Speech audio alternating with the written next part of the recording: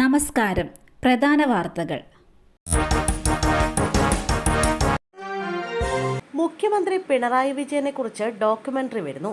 Pinarayi Vijayan the legend എന്ന പേരിലൊരുങ്ങുന്ന documentary നിർമ്മിക്കുന്നത് സെക്രട്ടേറിയറ്റിലെ CPM സംഘടനയായ സെക്രട്ടേറിയറ്റ് എംപ്ലോയീസ് അസോസിയേഷനാണ്.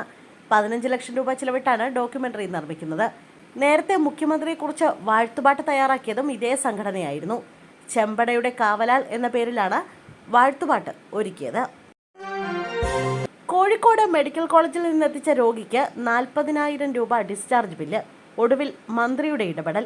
പുക ഉയർന്നതിനെ തുടർന്ന് കഴിഞ്ഞ ദിവസം കോഴിക്കോട് മെഡിക്കൽ കോളേജിൽ നിന്ന് മാറ്റിയ രോഗിക്ക് സ്വകാര്യ ആശുപത്രി 40,000 രൂപ ഡിസ്ചാർജ് ബില്ല് നൽകിയ സംഭവത്തിൽ ഇടപെട്ട് മന്ത്രി PA മുഹമ്മദ് റിയാസ്. മെഡിക്കൽ കോളേജിൽ ബെഡ് വീണ്ടും ശരിയായിട്ടുണ്ടെന്ന് നിർദ്ദേശം നൽകിയാണ് ഡിസ്ചാർജ് ബില്ല് നൽകിയിരുന്നത്. മന്ത്രി സ്വകാര്യ ആശുപത്രിയുമായി ബന്ധപ്പെട്ടു. ഡിസ്ചാർജ് ചെയ്തതിനു ശേഷം വിശ്വനാഥിനെ ഉടൻ മെഡിക്കൽ കോളേജിലേക്ക് മാറ്റും. ഡിസ്ചാർജ് തുക നൽകാൻ കഴിയാതെ ബുദ്ധിമുട്ടുകയായിരുന്നു വിശ്വനാഥനെന്ന് രോഗിയുടെ ബന്ധുക്കൾ പറഞ്ഞു. സ്ട്രോക്ക് വന്നാണ് പേരാമ്പ്ര സ്വദേശിയായ വിശ്വനാഥനെ മെഡിക്കൽ കോളേജിൽ ഈ മാസം 24-ന് എത്തിച്ചത്. പണമടയ്ക്കാൻ നിർവാഹമില്ലെന്ന് വിശ്വനാഥിന്റെ മകൻ വിഷ്ണു അധികൃതരോട് പറഞ്ഞിരുന്നു. 3 പേർക്ക് അയൽവാസിയുടെ കുത്തേറ്റു. ഒരാളുടെ നില ഗുരുതരം. വടകര കുട്ടോത്താണ് സംഭവം. മലച്ചാൽ പറമ്പത്ത് ശശി, രമേശൻ, ചന്ദ്രൻ എന്നിവർക്കാണ് കുത്തേറ്റത്. ഇവരെ ആശുപത്രിയിൽ പ്രവേശിപ്പിച്ചു. വൈകുന്നേരം 7:30 സംഭവം. ഇവരുടെ അയൽവാസി മലച്ചാൽ പറമ്പത്ത് ഷനോജാണ് അക്രമം നടത്തിയത്.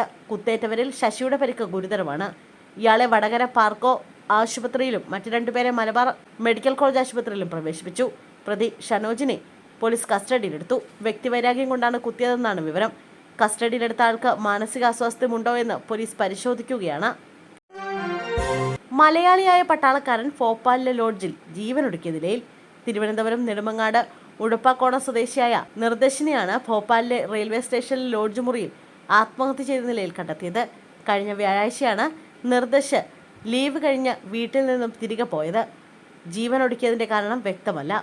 പോലീസ് സ്ഥലത്തെത്തി തുടർ നടപടികൾ സ്വീകരിച്ചു. അതിർത്തി കടക്കാൻ ശ്രമം. പാക് ജവാൻ BSFന്റെ പിടിയിൽ.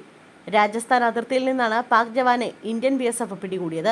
രാവിലെ ഇന്ത്യൻ ഭാഗത്തേക്ക് കടക്കാൻ ശ്രമിക്കവെയാണ് പാക് ജവാൻ ഇന്ത്യൻ BSFന്റെ പിടിയിലായത്.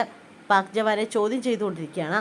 പഹൽഗാം ആക്രമണത്തിന് പിന്നാലെ പഞ്ചാബിലെ ബിറോസ്പൂർ അതിർത്തിയിൽ നിന്ന് BSF ജവാനെ പാക് സൈന്യം പിടിച്ചുകൊണ്ടുപോവുകയായിരുന്നു.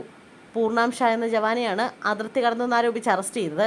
ഇയാളെ വിട്ടുകിട്ടാനുള്ള ചർച്ചകൾ നടക്കുന്നതിനിടെയാണ് പാക് ജവാനെ BSF പിടികൂടിയിരിക്കുന്നത്.